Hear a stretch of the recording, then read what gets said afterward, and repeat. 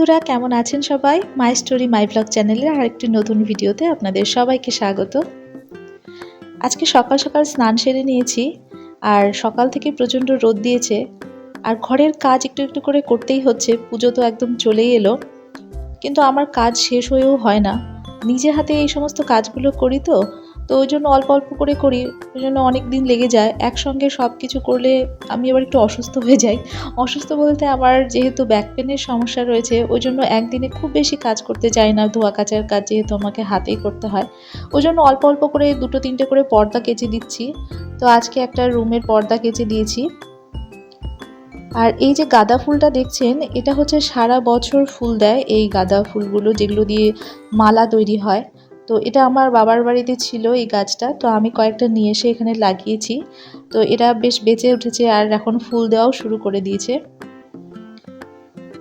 কাগজ ফুল একটুখানি ভেঙে নিলাম ডালের মাথা থেকে, আর এই যে ঘরের মধ্যে এনে এই জলের মধ্যে একটু বসিয়ে দেবো। আসলে এখন পুজোর সময়, সেই তো আমাদের একঘেয়েমি লাইফস্টাইল, কিন্তু তবু কিছু নতুনত্ব ভালো লাগে। আর পুজো মানেই মনটা অটোমেটিক কেমন যেন একটু আনন্দ ফিল করে। তো সেই আনন্দটা আরও একটু ভরপুর হয়ে ওঠে এই সমস্ত একটু টুকিটাকি ঘর সাজানোর মধ্যে দিয়ে। যদিও সাধারণ কাজকর্ম তো থাকেই। আর আজকে আমাদের চাল এনেছে, তো চালগুলো সব আবার ঢোপের মধ্যে ঢেলে নিচ্ছি। প্রচণ্ড গরম পড়েছে আমাদের ওখানে, যদিও সকালের দিকে মানে ভোরের দিকে একটু ওয়েদারটা বোঝা যায় যে শরতের আভাস পাওয়া যাচ্ছে, একটু ঠান্ডা ঠান্ডা ভাব, ভেজা ভেজা ভাব রয়েছে। কিন্তু দুপুরবেলা যখন রোদ উঠছে তখন আবার প্রচণ্ড গরম লাগছে। ঘর, বিশেষ করে আমার এই বেডরুমটা মোটামুটি পরিষ্কার করাই আছে, এর আগে করেছিলাম। তো এখন একটু ফাইনাল টাচ দিয়ে নিচ্ছি বলতে পারেন। যেমন এই যে ওয়ার্ড্রোবের ওপরে আর ভেতরেও যেহেতু এগুলোতে ধুলো ঢোকে ফাঁকা ফাঁকা জায়গাগুলো দিয়ে, তো ওই জন্য ভাবছি যে ওপরটা একটা কভার দিয়ে রাখি, মানে একটা আমার পুরনো ওড়না আছে, তো ওড়নাটা বিছিয়ে দিই, তাহলে কিন্তু খুব একটা নোংরা পড়বে না। আর আজকে যখন আমি ভয়েস ওভার দিচ্ছি, বারে বারে আমার কথাগুলো কেন যে আটকে যাচ্ছে বুঝতে পারছি না। আমার সমস্ত ইউটিউবের বন্ধুরা যারা আমার ভিডিও দেখেন, তো তাদের সবাইকে আমার তরফ থেকে দুর্গাপূজার আগাম অভিনন্দন। আপনারা খুব ভালো থাকুন, খুব ভালো সময় কাটান পরিবারের সঙ্গে। আমি দেখেছি আনন্দটা একা একা উপভোগ করা যায় না। সব পরিবারের সবাই সদস্যরা যদি এক জায়গায় হতাম, তাহলে সবাই মিলে একসঙ্গে ঠাকুর দেখতে যেতাম, বা একসঙ্গে খাওয়া দাওয়া, মজা হুল্লোড়, তো এই জিনিসগুলো একসঙ্গে থাকলে হয়। আর আলাদা আলাদা জায়গায় থাকলে শুধু সবার কথা মনে পড়ে, যে এখানে একা একা আছি, বাবার বাড়ি যেতে পারলাম না, বা গ্রামের বাড়িও যেতে পারলাম না। তো বাবার বাড়ি থাকলে হয়তো অন্যরকম হতো পুজোটা। তো এই জিনিসগুলো সবসময় মনে হয়। তো তবুও যে যেখানেই আছি সবসময় তো আর একসঙ্গে থাকা সম্ভব হয় না। তো সবার শুভকামনা সবার প্রতি আছে, আর আপনাদের প্রতিও আমার অনেক শুভকামনা রইল। আপনারা খুব খুব খুব আনন্দে থাকুন, পরিবারের সবাই মিলে যাদেরকে নিয়ে দিন কাটাচ্ছেন, তো সবাই মিলে খুব আনন্দ উপভোগ করুন। আর ঝগড়া অশান্তি থেকে দূরে থাকুন এই সময়টা বিশেষ করে। সাংসারিক ঝামেলা তো থাকেই, কিন্তু তবুও পুজোর এই দিনগুলোতে নিজেদের মধ্যে যাতে কোনো মনোমালিন্য না হয়, তো সেই দিকটা খেয়াল করে শান্তি বজায় রাখতে হবে। আর ঘর সংসার মানে তো টুকিটাকি কিছু না কিছু একটা না একটা লেগেই থাকে সমস্যা। কিন্তু তবুও দুর্গাপূজার সময় আনন্দের উৎসবে আমরা যেন সবাই মেতে উঠি, দুঃখটাকে ভুলে থাকতে চাই। কিন্তু তবুও বারে বারে কিছু কিছু ঘটনা আমাদেরকে স্মরণ করিয়ে দেয়। যেমন এবছরের যে মর্মান্তিক ঘটনাগুলো ঘটছে, একটা দুটো না, অনেক ঘটনাই ঘটছে, যেগুলোর দু একটা হয়তো হাইলাইট হয়েছে, যেটা আরজি করের ঘটনাটা খুব হাইলাইট হয়েছে, কিন্তু এরকম আরও কিছু মর্মান্তিক ঘটনা ঘটেছে, তো যেগুলো আমাদের মনের মধ্যে কিন্তু একটা ক্ষত তৈরি করেছে। তাই একদিকে আমরা যেমন শপিং করছি, আনন্দ করছি, বাচ্চাদেরকে নিয়ে বেরোবো, হই হুল্লোড় করবো, কারণ বাচ্চারা তো অত কিছু বোঝে না, বাচ্চাদের মধ্যে আনন্দের থাকাটাই বেটার। কিন্তু কি বলুন তো, মনের মধ্যে ওই ক্ষতটা যেন কোথাও রয়েছে, মানে আনন্দের মধ্যেও কখনো কখনো মনে হয় চোখে জল চলে আসছে। এই পর্দাটা আমি নতুন কিনেছি, ওই যে বললাম না ঘরের লুকটা একটু চেঞ্জ করে দিলাম। তো এটা আমাদের এখানে নতুন একটা মল খুলেছে, তো সেখানে গেছিলাম। খুব ভালো ডিজাইনের ছিল না, তো ওইটাই চোখে পড়লো, ভালো লাগলো মোটামুটি, তো ওটা নিয়ে এসেছি। আর এখানে বেড কাভারটাও চেঞ্জ করে দেবো আজকে। কারণ সাদা বেড কভার খুব বেশি দিন রাখলে যখন খুব নোংরা পড়ে যায় তখন আবার আমার কাচতেই পরিশ্রম হবে বেশি, ওই জন্য অল্প নোংরা হওয়াতেই তুলে দিই। মাঝে মাঝে মনে হয় এই যে আমরা ঠাকুর দেবতার পুজো করি, আনন্দ উৎসব করি ঠিকই, কিন্তু সেই যে দুর্গা দেবী কবে অসুর নিধন করেছিল কোন কালে, তারপরে যেন আমাদের ভুলেই গেছে। বছরের পর বছর ধরে কত নারীরাই যেন কত অসুরের কবলে নির্যাতিতা, নিগ্রহিতা, কিন্তু সেই নারীদের মধ্যে আর দুর্গাদেবীর মতন শক্তিটা কোথায় প্রতিবাদ করার বা যুদ্ধ করার বা অসুর বিনাশ করার মতন শক্তি আমাদের মধ্যে কই দুর্গাদেবী আর দিল। নিজে আসতে না পারলো ধরাধামে, কিন্তু মেয়েদের মধ্যে সেই শক্তিটা দেওয়া উচিত।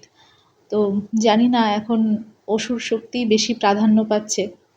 আর বিচার ব্যবস্থার কথা কি বলবো, সবই ফাইলে ঢাকা। তবুও আশা করব বছরের এই শুভ দিনে নারী শক্তির আবার নতুন করে জাগরণ ঘটুক। আবার দুর্গা দেবী যেন মর্তে এসে আমাদের নারীদের মধ্যে সেই শক্তিটা প্রদান করুক, যাতে আমরা দুষ্টের কবল থেকে নিজেদেরকে রক্ষা করতে পারি। এদিকে বেড কাভারটা চেঞ্জ করে দিলাম।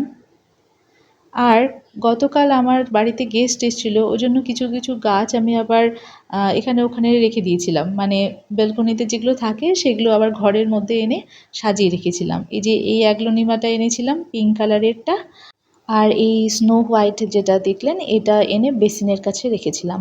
তো এখন আবার এগুলোকে ব্যালকনিতে রেখে দিচ্ছি, কারণ আমি দেখেছি আমার এই গাছগুলো যত দিন এই মানে বাইরে থাকছে এই ব্যালকনির বারান্দাটাতে তত সুস্থ থাকে ভালো।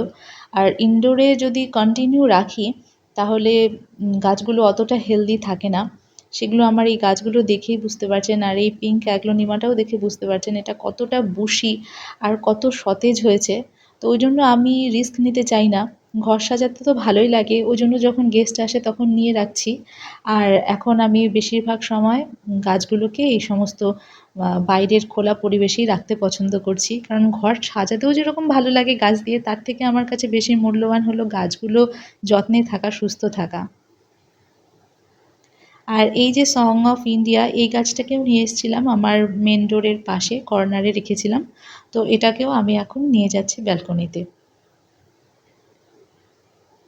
রেড লিপস্টিক যে অ্যাগ্লোনিমাগুলো আছে ওই যে ব্লু কালারের রং করা কৌটোর মধ্যে আমি রেখে দিয়েছিলাম। তো ওগুলো যখন আমি রিপোর্ট করেছিলাম আপনাদের দেখিয়েছিলাম যে দুটো গাছ থেকে 4টে 5টে চারা বেরিয়েছিল, ওগুলোকে রিপোর্ট করেছিলাম। তো এই কিছুদিনের মধ্যেই আবার সেই প্রত্যেকটা গাছ নতুন করে চারা দিয়েছে। মানে চারা গাছ বড় হতে না হতেই ওর আবার নতুন করে এক একটা ওই কৌটো থেকে 2-3টে করে চারা বেরোচ্ছে। তো খুবই ভালো লাগে যখন দেখি গাছগুলো হেলদি আছে। আর এখানে বিকেলবেলা হাজব্যান্ডকে ম্যাগি করে দিচ্ছি।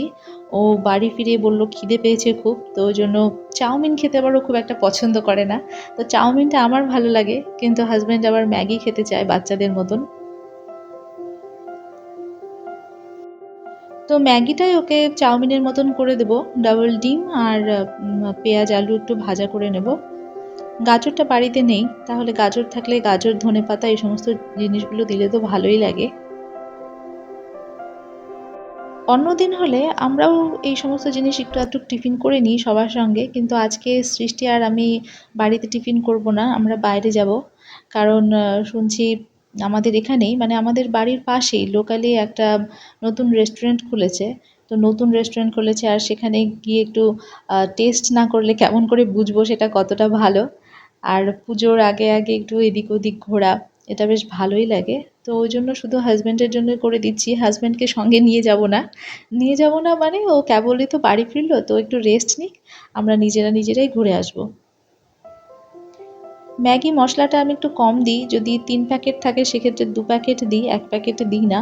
কারণ ওই মশলার মধ্যে কিছু ইনগ্রিডিয়েন্টস থাকে যেগুলো কিন্তু দীর্ঘদিন ধরে রাখা থাকে, আর যাতে নষ্ট না হয় সেই জন্য মেডিসিনও কিছু দেওয়া থাকে। ওই জন্য যত কম খাওয়া যায় ততই ভালো। আর বললাম না যে সেদিন একটা শপিং মলে গেছিলাম, আমাদের এখানে নতুন খুলেছে। তো সেখান থেকে এই প্লেটটা আমি এনেছি। তো কিছু নতুন নতুন প্লেটও কিনেছি, সেগুলো আপনাদের সঙ্গে ধীরে ধীরে শেয়ার করব। তো আজকে এই নতুন প্লেটটাতেই হাজব্যান্ডকে দিলাম, উদ্বোধন হয়ে গেল। বাইরে গেলে এখন এরকমটাই হয় আমার, যে আমার কিচেনের ইনগ্রিডিয়েন্টস কিছু কিনতে ইচ্ছে করে নিজের শৌখিন জিনিসের থেকে। আর এই যে এখানে আমরা রেডি হয়ে গেছি বাইরে যাওয়ার জন্য। আর ভিডিওটা কেমন লাগলো, ছোট্ট একটু ভিডিও, আমাকে কমেন্ট করে জানাবেন, আর ভালো লাগলে একটা লাইক করে দেবেন। আর এই যে বেশ ভালোই আছে, ছোটোখাটো একটা রেস্টুরেন্ট, সঙ্গে ওই যে ভাস্তিকেও নিয়ে এসেছি, কারণ একা একা রেস্টুরেন্টে যাওয়ার মজা নেই কোনো।